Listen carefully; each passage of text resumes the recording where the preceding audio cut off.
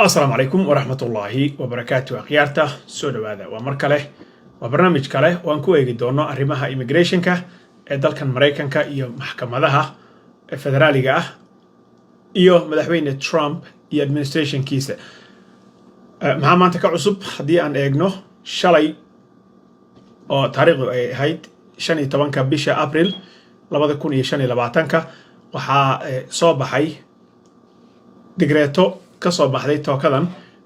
maxkamadda federaaliga ah ee ku taala stateka Massachusetts magaalada Boston sharcigan uu soo saaray ama digreetadan uu soo saaray judge-ka ama xaakimka federaaliga ah ayaa waxa ay ka hortimi go'aankii uu qaatay madaxweyne Donald Trump iyo maamulkiisaba ee ku saabsanayd in 532,000 oo qof oo ka soo jeeda dalalka Venezuela, Cuba, Haiti, Nicaragua in lagala noqdo sharcigii parole-ka ahaa oo ay labada sano dalkan ku joogeen sida temporary protected status ama TPS programkii ahaa oo ay ku joogeen dalkan Mareykanka waa tii waagi dhaweyto ay kala noqdeen Trump iyo immigration officialskiisa kadib waxaa dhacday in ay qabteen maalin kama dambays ah oo ay siiyeen dadkaas in maalinka 24 la gaaro bishan hadda aan ku jirro April 2025 in dalka haddii ay ka bixi waayaan dadkaas wadamadaas kasoo kala jeeday in wuxuu sheegay madaxweynaha intii la qabto la tarxiili doono oo sharcigoodii parole-ka ahaa uu halkaas ku baaba'ay waxaad ogtihiin in dad badan loo diray emailo fara badan oo dadkaas oo loo sheegayay dalka inay isaga baxaan haddii kale oo parole-koodii uu dhacay fasixii ay dalka ku joogeen uu ka dhacay haddii kale la qaban doono la tarxiili doono waxaa hataa dhacday fadeexooyin ay u direen laba judge maya gabadh lawyerad ahayd oo dalka Mareykanka joogtay oo inta ku dhalatay New Hampshire oo lawyer immigration ba ahayd iyada nafteeda ay si qalad ah waxay u direen inay dalka isaga baxdo parole-keedina uu dhacay marka email noocaas ay dirayeen waxa shalay sidoo kale soo baxday gabadh kale oo iyadana lawyerad ah oo dalka ku dhalatay si ula kaca uma aan soo dirin bay yiraahdeen emailada noocaas ah laakiin waa ku fadeexoobeen oo meediyihii baa kor u qadqaaday warbaahinta dhan bay soo gashay iyagana way la wadaageen so dadkii parole-ka la siiyey oo ka soo jeeday Cuba, Haiti, Nicaragua iyo Venezuela oo iyagu numberkooda lagu sheegay inay yihiin 532,000 oo qof oo almost half million ka badan oo xilligii Biden uu siiyey parole statuska uu siiyey dalka soo galay oo kuna soo galay si legal ah oo la siiyey laba sano oo dalka ay joogi karaan oo ay ka dhex shaqaysan karaan oo dalka Mareykanka ay ahaan karaan dad ku nool kana dhex shaqaysta as long as ay raacaan shuruucda dalka si saxana warqadaha ay u soo buuxsadaan waxa uu sheegay xilligaas waxa la sheegay in dadkii faraha badnaa oo xuduudda ka soo gudbaayay oo iska socday oo habqanka ahaa in ay yaraadeen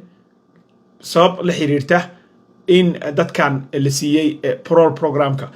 haddaba April 24 ayay ahayd 24 bishan ba waxa uga dhamaa parole-kii shalay judge la yiraahdo Talwani Indira baa la yiraahdaa ninkaas kolay waa nin waxaad moodaa in uu yahay sanadkiisa kolay Talwani de kolay carab ihsaas u ekaanaya ba wuxuu ka soo horjeesaday go'aankii isaga ahaa wuna ka kansalay in dadka parole-ka intay kala noqdaan waliba afartaas wadan aan sheegnay ay hore ka tarxiilaan arrinkan marka wuxuu keenay wuxuu ku yeenayaa baa la yiri dib u dhac si fuula umuusan joojin laakiin wuxuu sheegay in dadkaas ay xuquuq leeyihiin case kastana case by case in maxkamadaha loo horkeeno federaaliga ah oo case kasto maxkamadda la horkeeno kadibna go'aan laga gaaro laakiin dad intii laska ururiyo la dhaho dalka ka baxa haddaa ka bixi weysaan waa idin tarxiilaynaa oo laisku wada daro si jamac ah loo qaadayo ma jiru dhahay dadkan hadday dembi aysan lahayn sharcigana siduu yahay aysan u soo raaceen oo sidoo kalena wuxuu sheegay in warqadihii laga rabay ay Department of Homeland Security-ga la buuxiyeen si sharciga dalka ay ku imaadeen because sharcigooda iyaga wuxuu ahaa haddaa afartaa waddan ka soo jeedo qof Maraykanka jooga baa wuxuu ku siinayay sponsorship oo dhahay qofkaas markuu imaado anaa takar gareynaa intuu shaqo ka helayo si group 5-kii oo kale baa loo sameeyey waagaas iyaga so waxaa ku imaatay 532,000 oo qof 500,000 ka badan baa noocaas ku imaatay ilaa waxaa la sheegayaa inay gaarayaan 800,000 oo qof oo afartaa waddan ka soo jeeda dalka inay ku soo galeen programka noocaasa marka Trump ayaa wuxuu go'aansaday in waxaas oo dhan South America ka imaaday intuu ka kansalo in uu celiyo marka arrinka isaga ahaa judge-kaas ayaa shalay ka joojiyey wuxuuna sheegay maxkamadaha hadda federaaliga ah ee dalkan Maraykanka in oo ay maaragtay caseska hadda yaalla ay qaadanayaan almost 4 sano 5 sano markuu Trump ka tagay kadib ay gaarayaan haddii uu ku soo daro marka 500,000 oo case oo cusub lagu soo daro oo ay tahay in case by case loo review garayo intaan qofka tarxiilka liska maaragtay lisaga xukumin ama liska qaadin waxaa marka ka hadashay meeshaas iyada ah oo maaragtay si ka xumaansho leh uga hadashay haweeneyda hadda loo dhiibay Department of Homeland Security-ga mas'uulka ka ah ayaa ka hadashay waxayna ay sheegtay in ay case-kan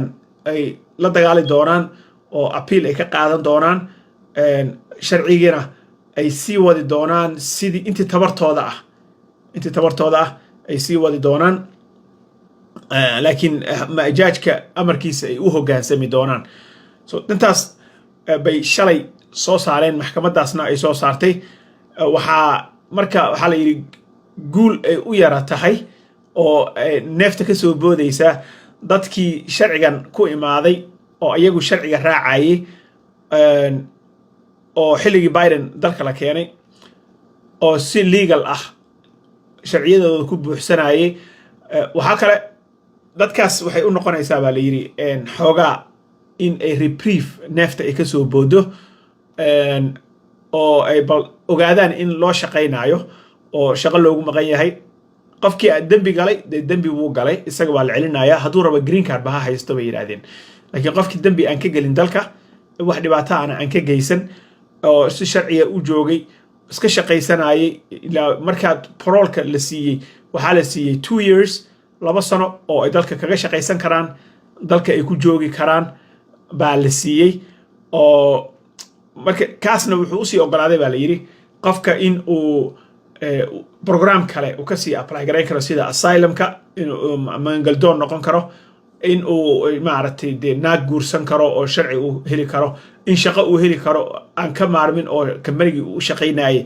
ay maaragtay u buuxin karaan work green card ama ay siin karaan maaragtay